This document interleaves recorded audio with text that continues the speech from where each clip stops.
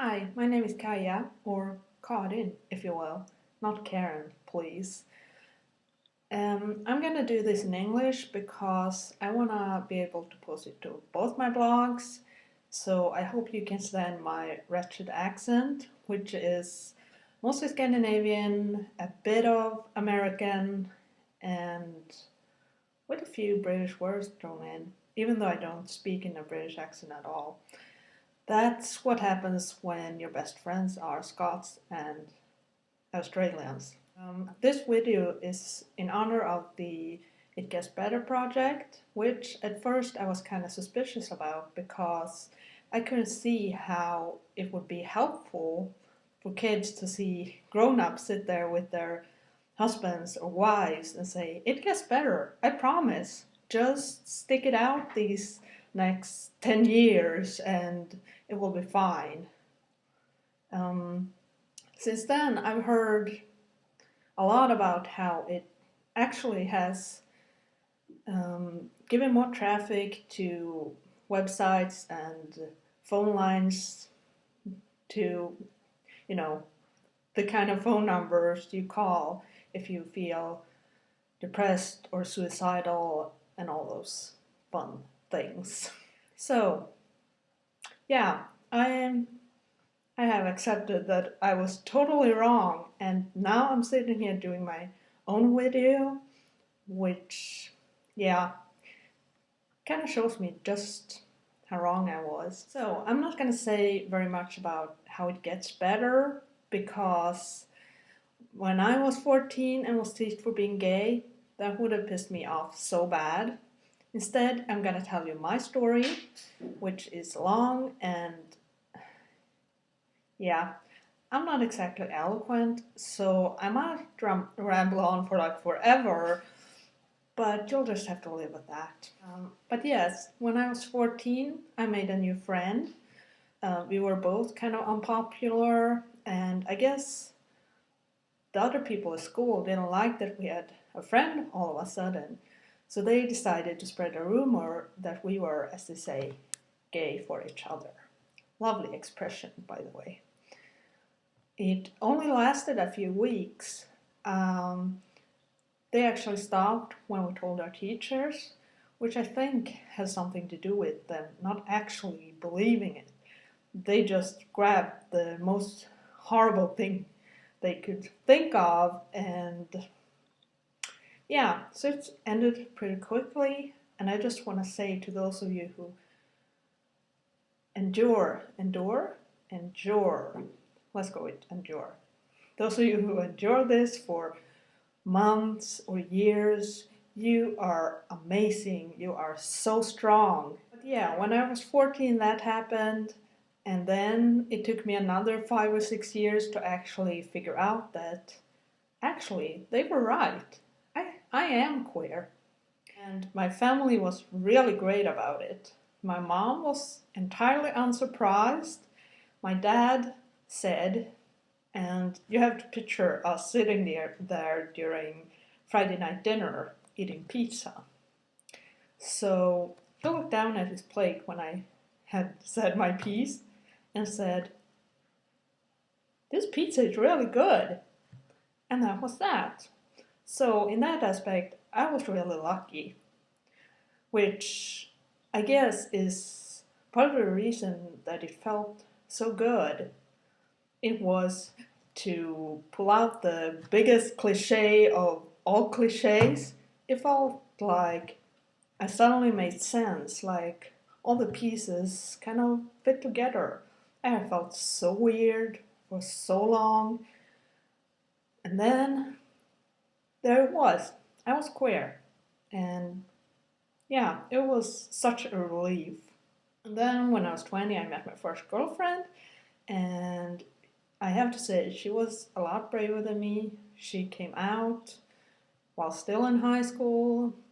There were some people that said some not very nice things, but she powered through it all. She took me as a date to the prom and actually wrote a column in the local newspaper saying, "Yeah, I'm gay. So what?" Which I have to say, I couldn't have done that either. There are so many people out there who are strong and awesome, and I love you all for it. Too. Yeah, I'm getting kind of sappy, and I've talked for 7 minutes already, although I hope I'm gonna cut some of it out because, oh my god, I'm rambling. I also want to say that being gay is really not a choice. Anyone who says it is full of shit, and you can quote me on that, really. My experience with this actually didn't happen before I came out, it happened afterwards.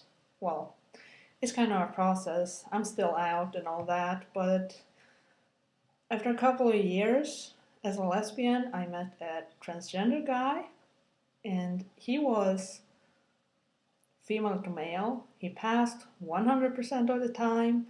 He didn't want to be the token trans guy. So, yeah, he was just any straight man, and yeah, for all intents and purposes, I was straight those 5 years. And while I loved him and respected him and all those things, and I didn't out him because outing other people is not cool, not something you should ever do. But I was straight, and after a while, I kind of felt suffocated. After 5 years, I felt like I didn't know who I was anymore. It was so scary, and I hope that you don't have to go through that.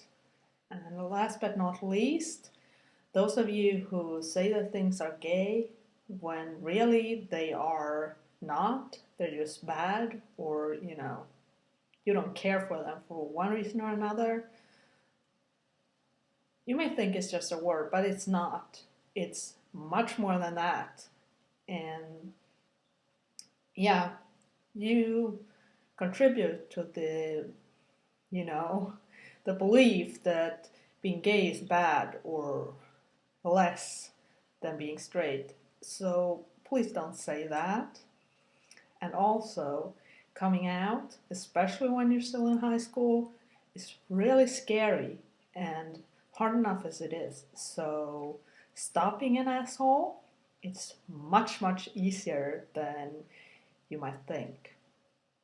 Now I talked for 10 minutes, and I should probably wrap this up, but I want to say that this video is in honor of Spirit Day, which is a day when we all, well, not all of us, those of us who are awesome and believe in gay rights and equal rights, we dress up in purple to show that we are also queer, or we are also allies.